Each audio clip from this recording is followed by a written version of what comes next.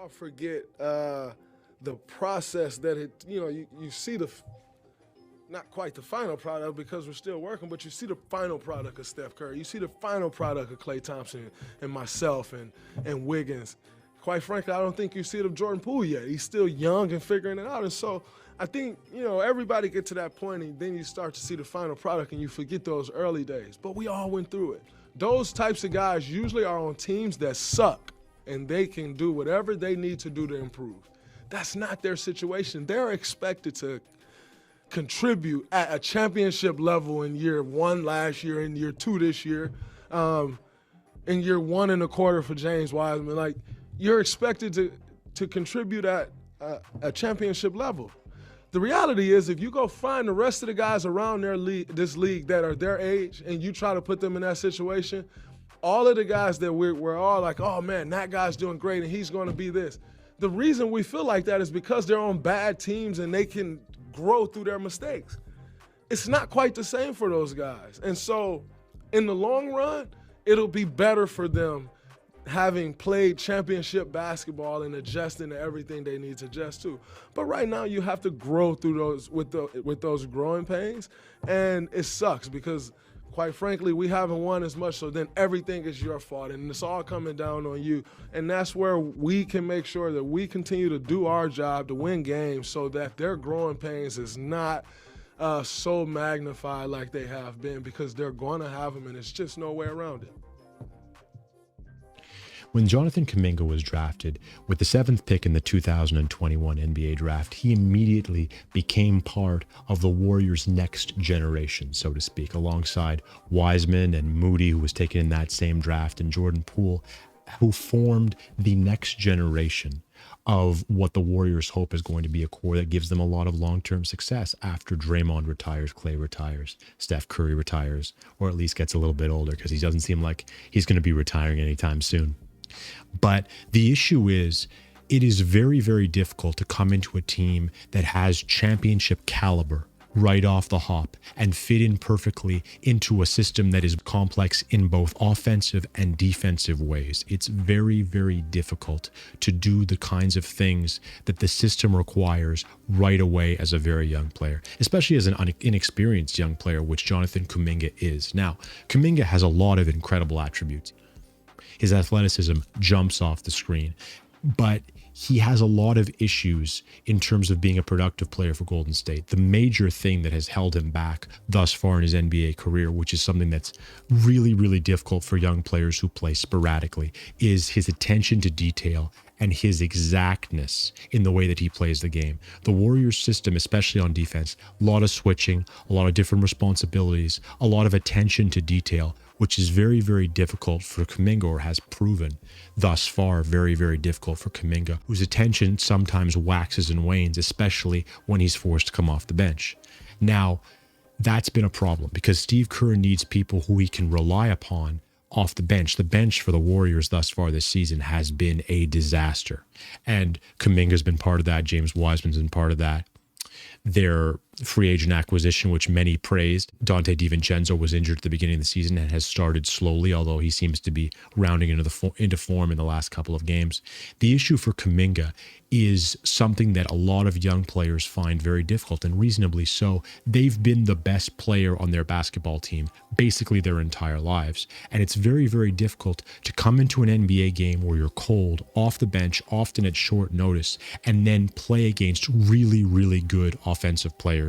It's a routine that's very, very difficult, and it's a role that's usually filled by veterans. Why is that? Because veterans are generally very good and practiced at filling that role, understanding what it entails, getting themselves prepared to be very effective in short bursts off the bench, offensively, defensively. And Kuminga struggled with that. There's no doubt about it. What happened last night, we were, as NBA fans, treated to a spectacular showcase between Curry and Doncic and the Warriors and Dallas, both of whom started off the season middlingly and both of whom really wanted to win last game. It was an amazing playoff level atmosphere. It was a treat to watch. But Kuminga showed out he was extremely valuable, and he played, I would argue, the best defense of anybody, including in a game that had Klay Thompson, a great defender, even though he's still rounding into form after injury, and Andrew Wiggins, who was absolutely spectacular defending Jason Tatum last year in the finals. Individually, he did an amazing job. And yet Kuminga, with his athleticism, his strength, and his speed, actually bothered Doncic more than anybody else. Doncic obviously still made shots because he's Luka Doncic and an utterly spectacular player, especially individually. But Kuminga bothered him, and Kuminga also did the little things on offense extremely well. He cut with decisiveness and understanding where he needed to be on the floor, and he also didn't overcut. He didn't cut to places that clogged the offense. He cut to open spaces, which allowed him many easy dunks. It was exactly the formula that Steve Kerr has been preaching for Kuminga for a very long time. And this is the stepping stone, I think, that should allow Kuminga to understand exactly what's needed from him on a game-by-game basis. And hopefully he will continue to grow, because he's still young. He's still 20 years old. Hopefully he'll continue to grow into that role that the Warriors need him to fill, because that bench, as much as it's been better, the second unit has been better now that Draymond's been playing with the younger players a little bit more, slowing them down, giving them some structure on offense and defense and some flow. Still, the young players need to perform, and they need to be ready to do so, especially mentally. Kuminga has struggled with that early on in his career. He has lost focus at bad times repeatedly. He did not lose focus last night. I think if you ask Steve Kerr, what would you do differently if you were Kuminga after last night? I think he would say, given his role, probably not very much. And that's an excellent sign for Kuminga. And just as an aside, to cap off this discussion of the Warriors-Dallas game, it is amazing what Doncic is able to accomplish on a game-by-game basis, especially against a championship caliber team, considering how much the Mavericks ask of him every game. He's defending Curry down the stretch, and he has had to create on an offensive possession almost every time down the floor. It is crazy how much he needs to do, Luka specifically needs to do, for the Mavericks to win. And I would argue it's unsustainable. I don't think over an 82-game slate, you can ask this much of an individual player, despite Luka being in better shape than he was coming into the season last year.